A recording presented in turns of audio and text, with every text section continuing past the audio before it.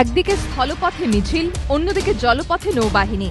দুই পথেই বুধবার নবান্ন অভিযান করল উত্তর ২৪ পরগনা জেলা সিপিএম।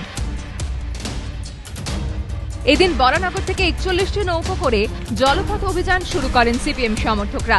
তাঁদের দাবি, প্রয়োজন মতো বাস মেলেনি, তাই বাধ্য হয়ে জলপথে। সাহস করে বাসের মালিকরা, গাড়ির মালিকরা বেরোচ্ছে, কিন্তু একটা অংশকে ভয় দেখানো হচ্ছে যে আজকের লোক মিছিলে যদি বাস দেওয়া হয়, তুমি আর গাড়ি এই রুটে চালাতে পারবে না।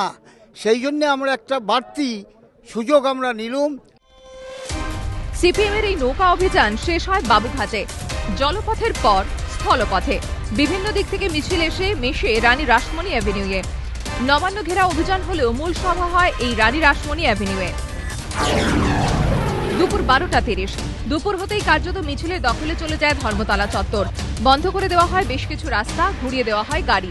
যান চলাচল কার্যত স্তব্ধ হয়ে পড়ে লেনিন সরণি, SN Banerjee road, Jawaharlal Nehru road এবং ডোরিনা ক্রসিং এ। কিছুক্ষণের জন্য জওহরলাল নেহরু এবং এসএন ব্যানার্জি রোড বন্ধ করে দেওয়া হয়। দুপুর 1টা পর থেকে পার্ক স্ট্রিট থেকে ডোরিনা ক্রসিং পর্যন্ত যান চলাচল বন্ধ করে দেওয়া হয়। দুপুর 1:20 সিআইটি রোড থেকে মিছিল শুরু রানী রাসমণি রোডের উদ্দেশ্যে। পথে বেরিয়ে চূড়ান্ত নাকাল হতে হয় সাধারণ মানুষকে। অসুবিধা তো খুবই হচ্ছে। অন্যভাবে তারা জিনিসটা করতে পারে, ইনস্টেড অফ মিছিল বার করে জিনিসকে লোকে আরো অসুবিধার মধ্যে ফেলা। প্রদর্শন অন্যভাবেও করা যায়, সেই খুব অসুবিধা হয়।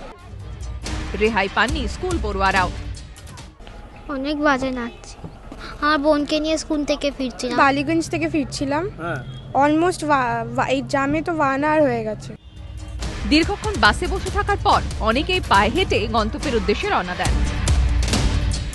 সঞ্চয় মিত্র, প্রকাশ সিংহ, সমীরণ পাল ও হিন্দোলদের রিপোর্ট, এবিপি আনন্দ।